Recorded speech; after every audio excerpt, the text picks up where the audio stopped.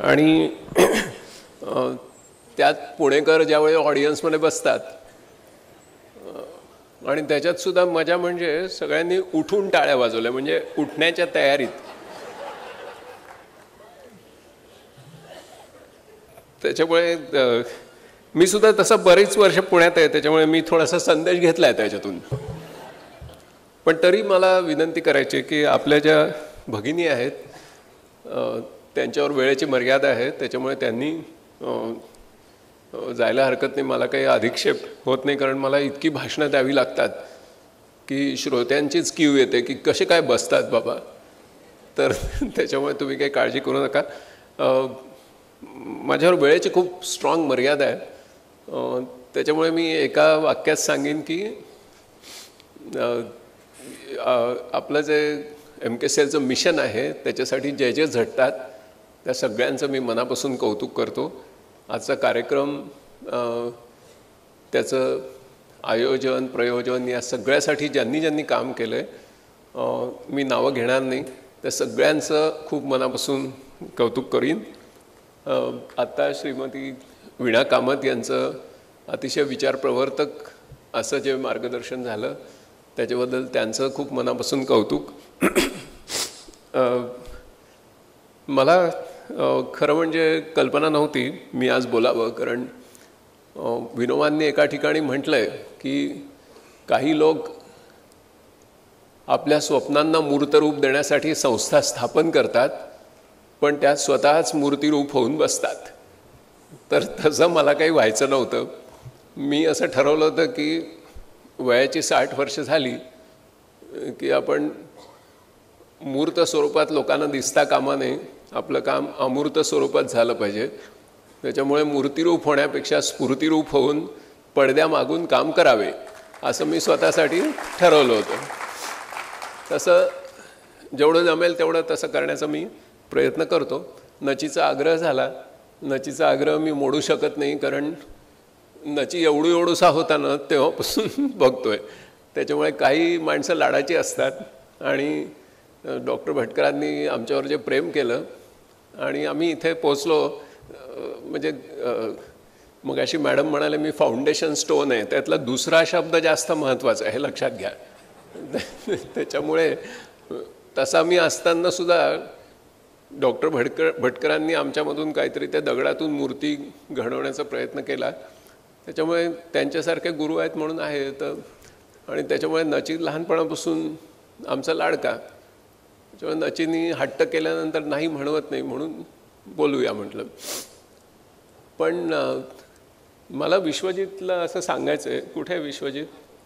हां, विश्वजित, मला तुम्हाला असं सांगायचं आहे की तुमच्याकडे जे 450 सगळे केंद्रचालक आहेत त्यांना ना आता खूप जण, मी तर व्यक्तिशः ओळखतो, माझी त्यांच्यामध्ये भावनिक गुंतवणूक आहे, तर त्या प्रत्येकाकडे आज एक स्टोरी तयार झाली आहे त्यांच्या आयुष्याची. मला असं वाटतं की आपण ज्यावेळेला 25 वर्ष पूर्ण करू त्यावेळेला आपल्या विभागाच्या 450 उत्तम स्टोरीज आपल्या रेडी झाल्या पाहिजे, कारण प्रत्येकाकडे एक विलक्षण स्टोरी आहे. आणि काही अधुऱ्या राहिलेल्या स्टोरीज आहेत, त्यांचीसुद्धा आठवण ठेवावी. एक प्रातिनिधिक स्वरूपात मला या मीटिंगला आलं की पोटगन मॅडमची आठवण होते, त्या गेल्या आपल्याला सोडून, आणि तशा अनेक काही जण, त्यांच्यासुद्धा स्टोरीज आहेत. पोटगन मॅडम गेल्या तर समीरला आपली धाकटी बहीण गेल्यासारखं वाटलं. अजूनही त्यांना त्यांची आठवण आली की कालवा कालव होते. तर कोणालाही विसरायला नको. काही जण आपल्या परिवारातून दुसऱ्या काही व्यवसायासाठी गेले असतील तरी त्यांची पण एक स्टोरी आहे, ते पण आपलेच आहेत. तर ह्या सगळ्या स्टोरीज आपण तयार कराव्या. खूप लोकांना प्रेरणा मिळेल, कारण नोकऱ्या कमी होत आहेत आणि हे सगळेजण इतके स्फूर्तिरूप आहेत कारण ते एंटरप्रेन्योर्स आहेत. त्यांनी नोकऱ्या कोणाच्याकडे मागितल्या नाही, लोकांना नोकऱ्या दिल्या आहेत.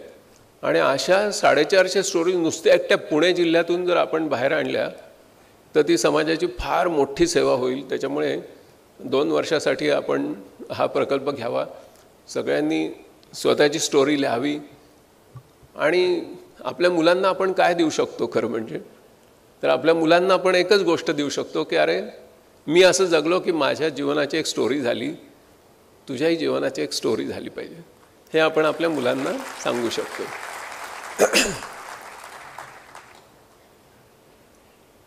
तुमची स्टोरी झाली आणि त्याच्याबद्दल मला अभिमान का वाटतो, तर काही दिवसापूर्वीच, म्हणजे आपल्याला आता MKCL हे युरोपमधल्या देशांमधल्या लोकांना IT आणि इंग्लिश शिकवण्याची मागणी घेऊन लोक आले, युरोपियन लोक. म्हणजे आता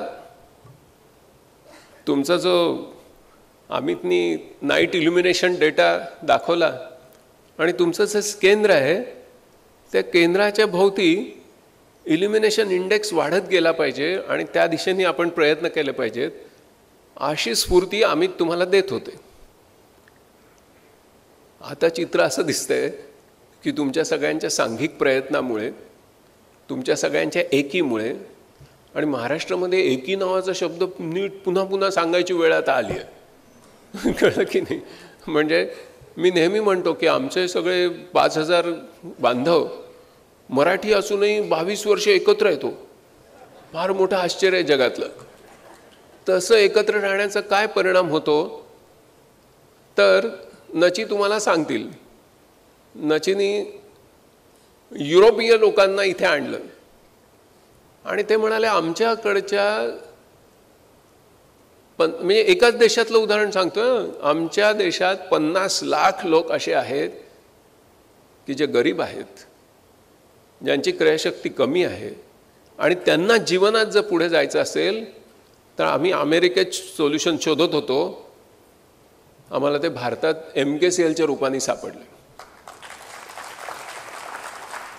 त्याच्यामुळे तुमचं जे नाईट इल्युमिनेशन इंडेक्स आहे तो तुमच्यातले जसे काही लोक मी विनंती केली म्हणून बिहारला गेले, काही राजस्थानला गेले, तसे आता काहींनी युरोपमध्ये जाण्याची तयारी करावी. मॅडम म्हणाल्याच आहेत की सेकंड इन कमांड नाही, मग फर्स्ट इन कमांडने करायचं काय? युरोप. नाही, हसायचं नाही, अरे अपना टाइम आ गया है, हे लक्षात ठेवा आता. आणि त्याच्यामुळे युरोपमधल्या देशांमध्ये असं का झालं हे जर नीट समजून घेतलं तर तुम्हाला तुमचं लाईफ मिशनचं पुढचं एक्सटेन्शन सापडेल. आणि न्यूनगंड बाळगू नका. मी सांगतो ते काय विनोदाची गोष्ट सांगत नाही, सिरियसली सांगतो मी. असं झालं याचं कारण अनेक देशांमध्ये MKCL सारख्या संस्था निर्माण झाल्या नाही, तिथे लोकांना पुढची आशा दिसली नाही आणि म्हणून त्या देशातून लोक निर्वासित झाले आणि ते स्थलांतर करत करत तिकडचे वंशवाद, धार्मिक वाद, द्वेष, त्याचबरोबर दहशतवाद या सगळ्याचे बळी ठरून लोक देशोधडीला लागले, परागंदा झाले आणि जात जात जात ते युरोपमधल्या लोकांनी उदार अंतःकरणाने त्यांना स्वीकारलं म्हणून तिथे स्थायिक झाले. जर्मनीमध्ये तर एक मोठं शहर आहे 10 लाख घरांचं, तिथे सगळे निर्वासित राहतात आणि एंजेला मार्केलना ते आई समजतात. प्रत्येक घरात त्यांचा फोटो आहे आणि ते आपल्या नातेवाईकांना लिहितात की आईने बोलवलं म्हणून मी इथे आलो, आईने माझी सगळी व्यवस्था केली. हा एक युरोप आहे. आणि दुसरा युरोप हा असा आहे की ज्यांनी या वर्षामध्ये $4.5 बिलियन व्हॅक्सिन्स एक्सपायरी डेट झाल्या म्हणून डंप केल्या, गरीब देशांना दिल्या नाही. ही विषमता जगामध्ये निर्माण होती आणि म्हणून एवढ्या मोठ्या प्रमाणात लोक स्थलांतर करत आहेत. तिकडेही डेमोग्राफिक डिझॅस्टर आहे, मुलं जनन दर कमी झाला आहे म्हणून त्यांना मॅनपॉवरची गरज आहे. आता जर्मनीतलं हे शहर जे आहे ते 10 लाख लोक आहेत, तिथे आपल्यासारख्याच फक्त संस्थेची गरज आहे. कारण एवढ्या लार्ज पॉप्युलेशनला इतक्या माफक शुल्कामध्ये इतकं परिणामकारक आणि इतकं पर्सनलाइज्ड अशा प्रकारचं रोजगाराभिमुख असं शिक्षण देण्याची दुसरी व्यवस्था जगामध्ये कोणाला सापडत नाही. त्या लोकांनी मला सांगितलं, मला काही माहिती नव्हतं. नची एक दिवशी घेऊन आले त्यांना आणि ते म्हणाले आम्हाला इथे म्हणजे खाणच सापडली म्हणाले. ते मागे लागलेत. कालच त्यांची ईमेल आली की आता त्यांना लवकर हवं आहे त्यांनी त्यांच्या गव्हर्नमेंटकडून त्याचं ॲप्रुव्हल मिळवलं आहे. आता तुमच्यापैकी किती लोक जातात आणि सेंटर काढतात ते मला बघायचं. म्हणजे आता इल्युमिनेशन इंडेक्स जो आहे तो तिकडे पण तुम्हाला वाढवायचा आहे, हे लक्षात घ्या. ही फार महत्त्वाची गोष्ट आपल्यासमोर आहे. आणि त्याच्यामुळे we have to take our business very seriously. कारण आता तुमच्या स्वतःच्या टर्नओव्हरचा, तुमच्या स्वतःच्या प्रॉफिटेबिलिटीचा, तुमच्या बँक अकाउंटचा फक्त प्रश्न राहिलेला नाही. तुम्ही समाजाचे सेवक म्हणून आता लोक तुमच्याकडे बघत आहेत. एक ऐतिहासिक अशी भूमिका तुम्हाला प्राप्त झाली आहे, हे तुम्ही आता विसरता कामा नये. आणि तुम्ही सगळेजण एक राहिलात तर अजून तुम्ही चमत्कार करून दाखवाल. आणि किती वेगाने आपल्याला जायचं आहे, तर या वर्षा म्हणजे 2024च्या शेवटी, त्यातले 2024मध्ये इलेक्शन्स आहेत, मग पॉलिटिक्स आहे, काय घडेल काय नाही याच्यावर वेळच घालू नका. 2024च्या शेवटपर्यंत $1000च्या लॅपटॉपची power 10 to power 16 cycles per second. Enormous power is going to come on computer, which is equivalent. म्हणजे आपल्या ह्युमन ब्रेनची जी कम्प्यूट पॉवर आहे, त्यातलं इमॅजिनेशन वगैरे भाग मी बोलत नाही, त्याच्यातले भावनात्मक जे आविष्कार आहेत त्याचं मी बोलत नाही. त्याची जी कम्प्यूट पॉवर आहे तेवढी पॉवर तुमच्या सेंटरमधल्या प्रत्येक मशीनवर, विच इज $1000 मशीन, ही येत्या वर्षी येणार आहे. आहात कुठे? काय काय नवीन गोष्टी आपल्याला करता येतील. म्हणजे मला तर इतकं आश्चर्य वाटतं आणि मी स्वतःला भाग्यवान समजतो की मी पंच कार्ड पंच करायचो 20 पैशाचं एक, त्या काळात 20 पैसे, आणि ते घेऊन पुणे स्टेशनवर जायचो, त्या डेक्कन क्वीनला डेक द्यायचो, दुसऱ्या दिवशी संध्याकाळी डेक्कन क्वीनहून डेक परत यायचा. पेज उघडलं की एरर्स, मिसमॅच, पॅरेंथिसिस, कंस पूर्ण करायला विसरलेले असायचे विवेक सावंत, सगळ्या एरर्स यायचे. हा जमाना कुठे? आणि एका ह्युमन ब्रेनची कम्प्यूट पॉवर एका लॅपटॉपवर येणं, काय कमाल आहे. Moore's law is still intact. आणि त्याच्यामुळे आपण अक्षरशः धमाल करणार आहोत आता. आणि तुमच्यातले ज्यांचे निसर्गतः असे काळे केस आहेत तर त्यांच्याबद्दल तर मला खूपच मजा वाटते, कारण ते अजून 25 वर्षांनी, भारताला स्वातंत्र्य मिळालं त्याचे 100 वर्ष पूर्ण होत असताना जगात काय असणार आहे. तर प्रत्येक $1000 laptop, that $1000 equivalent at that time, त्यावेळेला पृथ्वी तलावर जेवढी माणसं असणार आहेत त्यांच्या सगळ्यांच्या मेंदूची एकत्रित पॉवर प्रत्येक लॅपटॉपमध्ये असणार. That is the technology. आणि त्याच्यामुळे प्रत्येक कोर्स हा वेगळ्या एका तीव्र अशा मोटिवेशननी आपण मुलांना शिकवलं पाहिजे. कारण आपली मुलं काय चमत्कार करणार आहेत बघा. आत्ता जर त्यांना त्या दिशेने तयार करण्यासाठी आपण मनात विचार घेतला की काय प्रकारचे कम्प्युटेशनल मॉडेल्स येणार आहेत, काय प्रकारचे प्रोग्रामिंग पॅराडाईम्स येणार आहेत, काय प्रकारचा इंटेलिजन्स त्याच्यामध्ये बिल्ड होणार आहे, तर एक अतिशय वेगळं चित्र तुमच्यासमोर दिसेल. आणि हा ब्लूप्रिंट हा आपल्यासमोर ठेवण्याची वेळ आता आलेली आहे, याच्यानंतर नाही. ओके, कारण लॉट्स ऑफ न्यू टेक्नॉलॉजीज आहेत, कमी वेळेची मर्यादा आहे त्याच्यामुळे मी त्याचा विस्तार करणार नाही.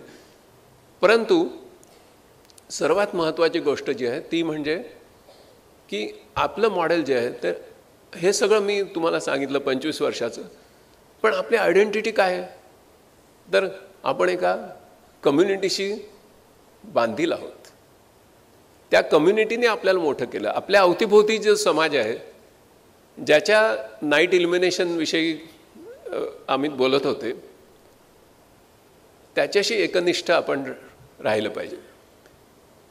ती आपली तो जो स्वदेश आहे आपला, तो स्वदेश नीट जाणून घेतला पाहिजे. आणि त्याच्यात जन्माला येणाऱ्या प्रत्येक मुलाची काळजी आपण व्हायची आहे हे लक्षात घेतलं पाहिजे. आपल्या कम्युनिटीमध्ये त्याच्यात शाळा आहेत, त्याच्यात कॉलेजेस आहेत, आणि त्याच्यात इतर सगळ्या सुविधा आहेत. त्याचे डेटा पॉईंट्स सतत आपण अभ्यास करत राहिले पाहिजे. आणि प्रत्येक घरात पालकांना असं वाटलं पाहिजे की माझ्या मुलाला त्या जगात, भारत देश ज्यावेळेला 100 वर्षाचा होणार आहे त्यावेळेच्या जगामध्ये यशस्वी करणारा आणि देशाला अतिशय अभिमानाने उभं करणारा असा हा केंद्रचालक आहे आणि हा माझ्या आशेचं स्थान आहे. कारण त्या कम्युनिटीने तुम्हाला सपोर्ट केलं म्हणून तुम्ही पुढे आलात. शासनाने तुम्हाला ग्रँट दिले नाही, शासनाने तुम्हाला एक प्रमाणपत्राचा आशीर्वाद दिला, एक कागद दिला शासनाने. फार मोठी गोष्ट केली शासनाने आणि शासनाविषयी नेहमी कृतज्ञ राहिलं पाहिजे, नेहमी कृतज्ञ राहिलं पाहिजे. शासनावर टीका करणं सोपं आहे, पण त्यांनी तुम्हाला एक प्रमाणपत्र दिलं, तुम्हाला एक रिलायबिलिटी दिली, एक ऑथेंटिसिटी दिली, एक विश्वसनीयता दिली आणि तुम्हाला समाजामध्ये एक प्रतिष्ठा दिली. पण त्या समाजाने तुमच्याकडे त्यांची मुलं पाठवली म्हणून तुमचा बिझनेस झाला. आता त्या समाजाचा इल्युमिनेशन इंडेक्स वाढवणं हे आता आपलं एक इति कर्तव्य असलं पाहिजे आणि त्याच्यासाठी किती झटायचं, त्याची पराकाष्ठा केली पाहिजे. मला काय मिळेल याचा विचार करू नका. पूर्ण झोकून दिल्याने काय होतं त्याविषयी एक गोष्ट छोटीशी सांगून मी तुमची रजा घेणार आहे, वेळेची मर्यादा आहे. एक राजपुत्र होता आणि त्याला संगीत, नाट्य, नृत्य याची खूप आवड होती. त्याने एका अतिशय पारंगत अशा नृत्यांगनेला आपल्या दरबारामध्ये सन्मानाने नृत्य सादर करण्यासाठी पाचारण केलं. ती तिच्या वाद्यवृंदासह आली, तिचा आदर सत्कार झाला आणि त्यांनी नम्रपणे तिला आपली कला सादर करण्याची विनंती केली. रंगमंचावर तिने तिचा आविष्कार सुरू केला आणि धगधगत्या अग्नीच्या उसळत्या ज्वाळा काय किंवा वादळी समुद्राच्या त्या लाटांचं तांडव काय किंवा तलवारीचे सपासप होणारे वार काय किंवा खंजीर खुपसल्याने होणाऱ्या परिस्थितीची भासमान दृश्य काय किंवा एका शीतल मधुर अशा चांदण्या रात्रीची ती सौंदर्य छटा काय किंवा एका नीरव आणि विस्तीर्ण अशा आकाशाची नवलाई काय. आणि इतकंच नव्हे तर एका सूर्यप्रकाशाची अशी कोवळी उन्हं घेऊन त्या ढगांची दुलई बाजूला सारून त्याच्यातून ती फुलांवर पडून मंद अशा वाऱ्याने त्या फुलांच्या त्या कळ्यांची अलगद होणारी फुलं काय, असे इतके आविष्कार तिने समोर सादर केले. सगळे थक्क झाले. ती तर नृत्य संपल्यानंतर तिने मुजरा करून ती थांबली. त्यावेळी तो राजपुत्र तिला म्हणाला की तुझे हे पदन्यास आणि शरीर सौष्ठव पूर्ण असे तुझे नृत्याविष्कार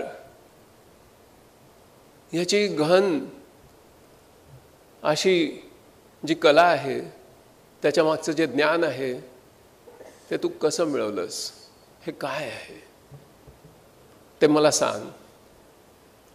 त्यावर ती म्हणाली की हे ऐश्वर्यमान राजपुत्रा,